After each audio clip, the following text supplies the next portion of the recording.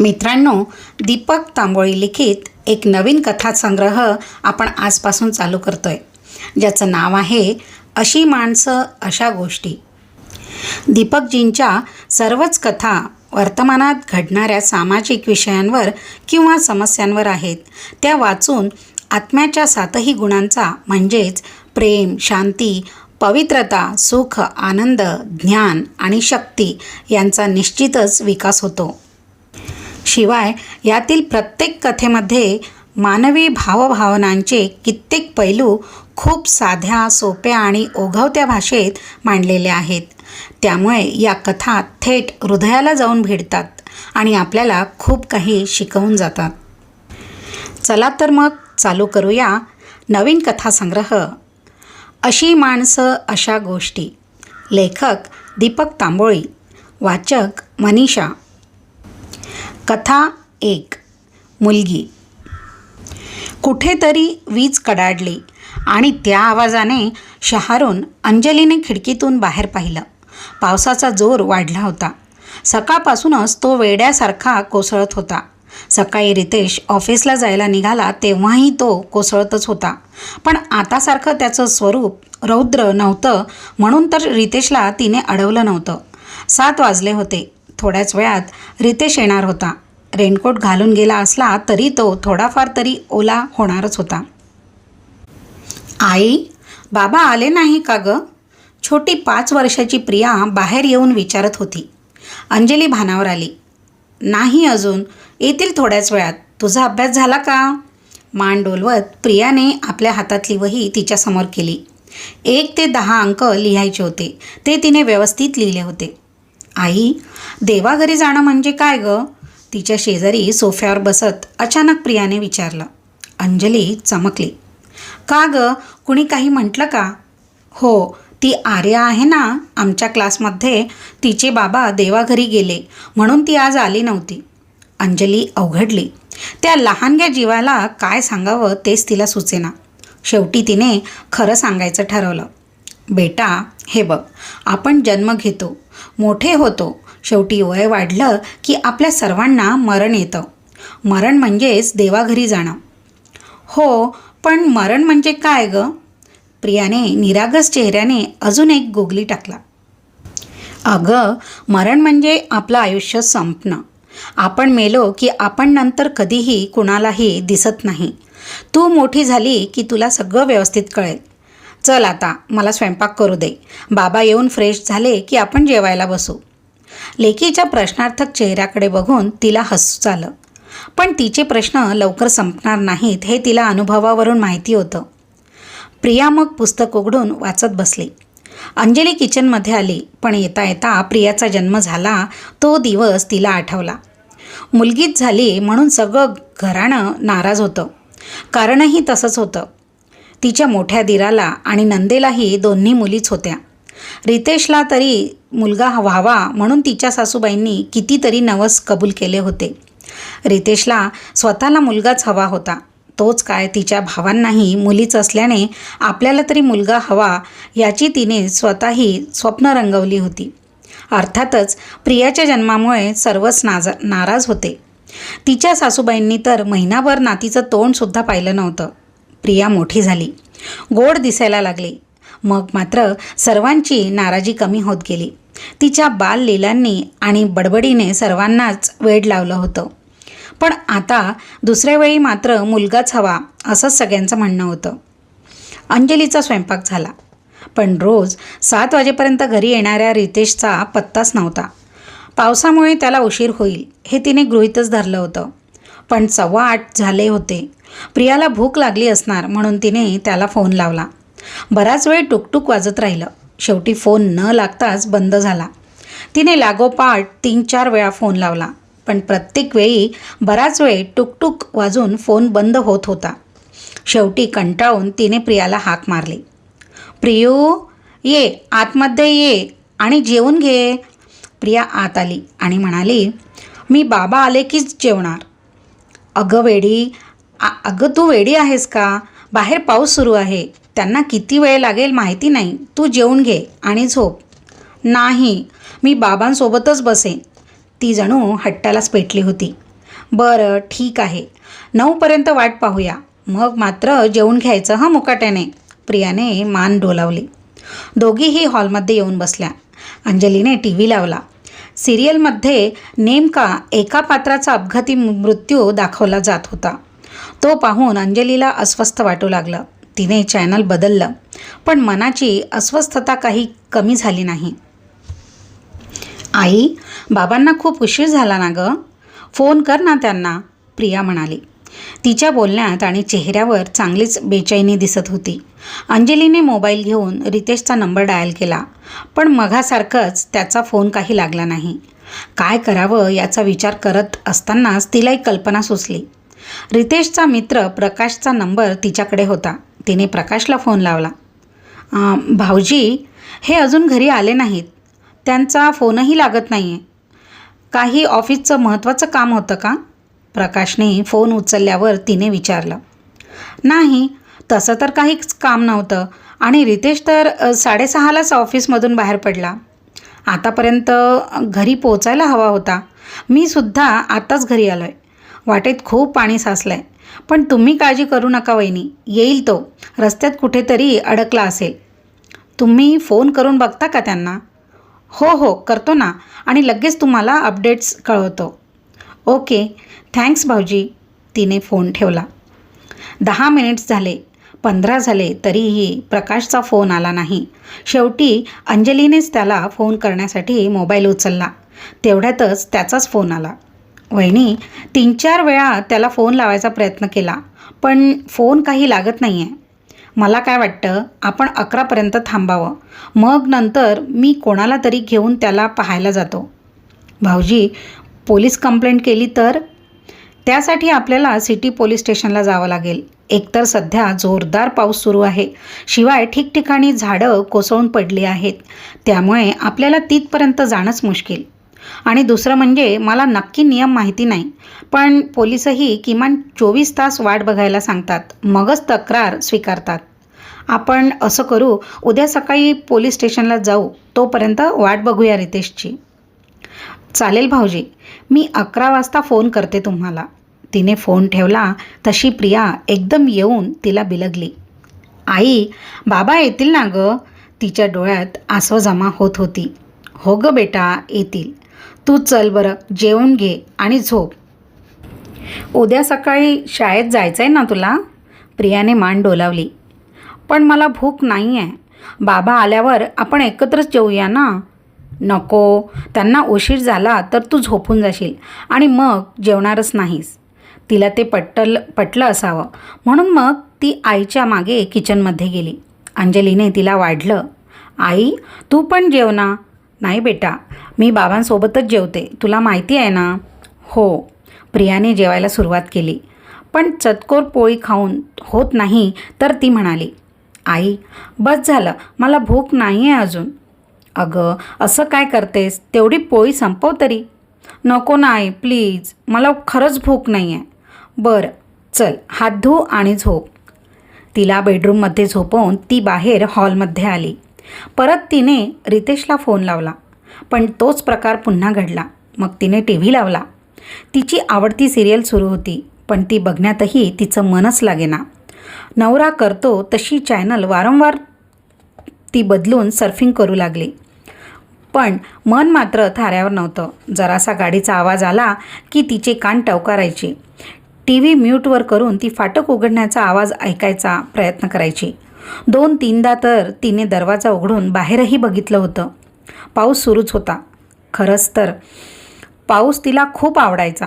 रिमझिम पावसात तिला भिजायला खूप आवडायचं. पण आत्ताचा पाऊस जीवन देणारा नसून जीवन हिरावून घेणारा होता. या पावसाने आलेल्या पुरामुळे अनेकांचे संसार कोसळणार होते. उभ्या पिकांना झोपवून टाकल्यामुळे अनेक शेतकऱ्यांची स्वप्न भंग पावणार होती. अर्थातच एरवी रोमॅन्टिक वाटणाऱ्या या पावसाला आता मात्र ती मनातल्या मनात शिव्याच देत होती. 10 वाजले. आता बेडरूममध्ये जाऊन पडावं असं वाटून ती उठायला लागली. तोच प्रिया बाहेर आली. आई, बाबा अजून आलेच नाही का गं? तिने रडक्या आवाजात विचारलं. नाही बेटा, पण येतीलच, तू जाऊन झोप. त्यांचा फोन आला होता का? नाही, पण मला वाटतंय ते लवकरच येतील. आपल्या स्वतःच्या बोलण्यावर तिला विश्वासच नव्हता, पण तिच्या समाधानाकरता ती बोलली. प्रिया एकदम जोरजोरात रडायला लागली. आई, मला बाबांची खूप आठवण येते गं. अंजलीने तिला जवळ घेतलं. अगं वेडाबाई, इतकं रडायला काय झालं? अगं येतील बाबा. आई, त्या आर्याच्या बाबांसारखे माझे बाबा देवाघरी तर नाही गेले ना? अंजलीला एकदम धक्का बसला. लेकीच्या मनातली खळबळ तिच्या लक्षात येऊन तीही अस्वस्थ झाली. चल, काही काय बोलतेस? असं काहीही होणार नाही. आणि असं वाईट बोलायचं नसतं बेटा. चल, तू झोप बरं. नाही, मला झोप येत नाही. मला बाबा पाहिजेत. ती अजूनच जोरात रडायला लागली. हो, पण तू रडल्यामुळे तुझे बाबा परत येतील का? चल, आपण दोघीही झोपू. तिला तसंच उचलून अंजली बेडरूममध्ये आली. तिला झोपवून ती थोपटू लागली. प्रिया अजूनच रडत होती. थोड्या वेळाने तिचा आवाज कमी कमी होत गेला आणि शेवटी ती झोपली. ती झोपल्याचं पाहून अंजलीने स्वतः झोपायचा प्रयत्न केला, पण नाना शंका कुशंकांनी भरलेलं मन तिला काही झोपू देत नव्हतं. ती उठून हॉलकडे आली. वाटेत देवघर दिसलं आणि ती थबकली. देवासमोर उभी राहून तिनं हात जोडले. देवा, काही चुकलं असेल तर माफ कर, पण माझ्या नवऱ्याला सुरक्षित घरी येऊ दे रे बाबा. तिने प्रार्थना केली. संकटाच्या वेळी तिची आई गणपती पाण्यात ठेवायची याची तिला आठवण आली. आपणही ठेवावा का तसा? तिला प्रश्न पडला. नको, अजून तितकी वाईट वेळ आली नाही. तिने स्वतःच त्याचं उत्तर दिलं आणि ती हॉलमध्ये येऊन सोफ्यावर बसून राहिली. हॉलमधला लाईटही लावायची तिला इच्छा झाली नाही. बसल्या बसल्या रितेशचा हसरा चेहरा तिच्या नजरेसमोर उभा राहिला. त्याच्यासोबत घालवलेल्या गेल्या 6-7 वर्षातले अनेक बरे वाईट प्रसंग तिच्या डोळ्यासमोर उभे राहिले. रितेश तसा चांगलाच होता, हसतमुख होता, समजदार होता, पण आईवडिलांचे बाबतीत नको तेवढा संवेदनशील होता. त्यांच्यातले दाखवलेले दोष त्याला आवडायचे नाहीत. याचं कारणही तसंच होतं. रितेशला त्याच्या आईवडिलांनी अतिशय विपरीत परिस्थितीत वाढवलं होतं. त्याची जाण रितेशला होती, म्हणून तर तो नेहमी आईवडिलांची बाजू घ्यायचा, मग ते चुकीचे असेल तरीही. त्यामुळे अंजलीला सासू सासरे असेपर्यंत तोंड दाबून बुक्क्यांचा मार सहन करावा लागत होता. सासू सासरे वारल्यानंतर मात्र सगळं सुरळीत झालं होतं. तिला आता भयंकर उदास वाटू लागलं होतं. प्रिया म्हणत होती, तसं खरंच झालं तर नसेल? पावसामुळे झालेल्या अपघातात रितेशचं काही बरं वाईट तर? एकदम तिला आठवलं. रितेशच्या येण्याच्या रस्त्यावरच एक नाला होता आणि दरवर्षी त्याला पूर यायचा. पूर आलेल्या स्थितीत तो पार करताना दरवर्षी 4-5 जण तरी वाहून जायच्या घटना घडायच्या. रितेशने तर तसा प्रयत्न केला नसेल आणि त्या कल्पनेनेच तिचा घसा कोरडा पडला. जीव घाबरा होऊ लागला.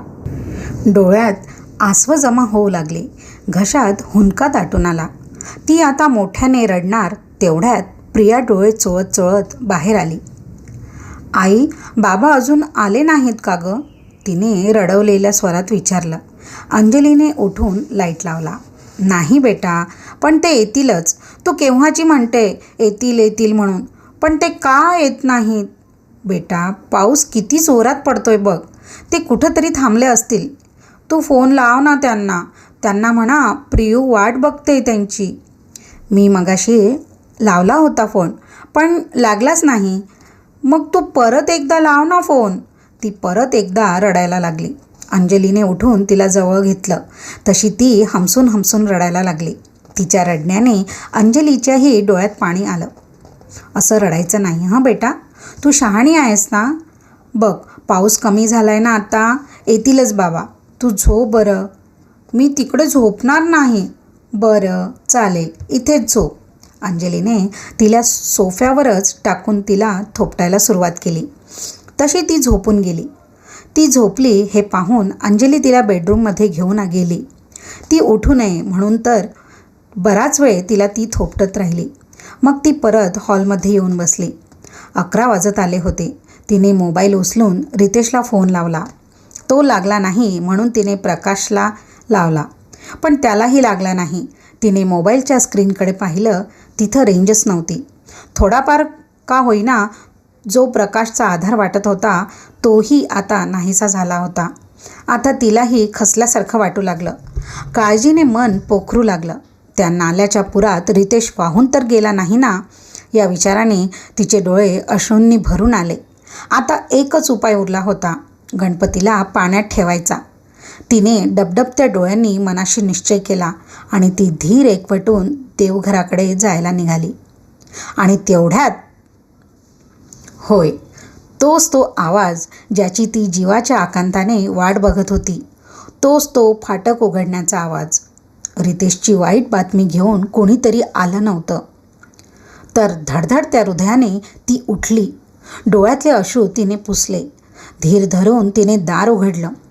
बाहेर काळ्या रेनकोटमधली एक आकृती गाडी लावत होती. तिने पटकन अंगणातला लाईट लावला. समोर रितेश उभा होता. रेनकोट असूनही नखशिकांत भिजलेला आणि थंडीने थरथर कापणारा रितेश समोर उभा होता. आनंदाने तिला भडभडून आलं. त्याला जाऊन घट्ट मिठी मारावी असं तिला वाटू लागलं. पण तो ओला होता. त्याला अगोदर घरात घेण्याची गरज होती. का हो इतका उशीर? आणि फोन तरी करायचा ना. वाट बघून माझी जीव जायची वेळ आली. अगं काय करणार, पावसाने सगळीच वाट लावली. कंपनीतून निघालो तर पंचमुखी हनुमान जवळच्या नाल्याला हा पूर. पण 1-2 जण वाहून गेले म्हणे, त्यामुळे तो रस्ता बंद झालेला. सुभाष चौकाकडून यायला निघालो तर एका डबक्यात गाडी स्लिप झाली आणि मी पडलो. शर्टाच्या खिशातला मोबाईल पाण्यात पडला. तो शोधून काढला. नंतर गाडी सुरूच होईना. पावसामुळे बहुतेक गॅरेजेस बंदच. एका गॅरेजवाल्याकडे गेलो. त्याने 1 तास खटपट केली पण गाडी काही सुरूच होईना. त्याच्याकडे गाडी ठेवायला जागा नव्हती म्हणून गाडी ढकलत आणू लागलो. तर ठिकठिकाणी झाडं पडल्यामुळे रस्ते बंद. मी कसा घरापर्यंत पोहोचलो ते मलाच माहिती. अहो पण एखादा फोन करायचा ना. मी 100 वेळा तुम्हाला फोन लावायचा प्रयत्न केला पण तुमचा मोबाईलच बंद. प्रकाश भाऊजींनीही प्रयत्न केला पण काहीच उपयोग झाला नाही. हो अगं, डबक्यात पडल्याने मोबाईल खराबच झाला असावा. मी गॅरेजवाल्याच्या मोबाईलने तुला फोन केला होता पण त्याचं काही नेटवर्क नव्हतं. बरं, या तुफान पावसात मोबाईल बाहेर काढायलाच लोक तयार होत नाही. रितेश रेनकोट काढत म्हणाला. थांबा, मी टॉवेल आणते तुमच्यासाठी. ती टॉवेल आणायला वळत नाही. तोच प्रिया जोरजोरात रडत बाहेर आली आणि बाबा असं जोरात ओरडत तिने रितेशच्या पायांना मिठी मारली. अगं थांब, त्यांना आत तर येऊ दे, अंजली ओरडली. पण प्रियाने काही ऐकलं नाही. लेकीच्या त्या आक्रोशाने रितेशच्या डोळ्यात पाणी आलं. त्याने तशाच ओलेल्या स्थितीत तिला उचलून छातीशी धरलं.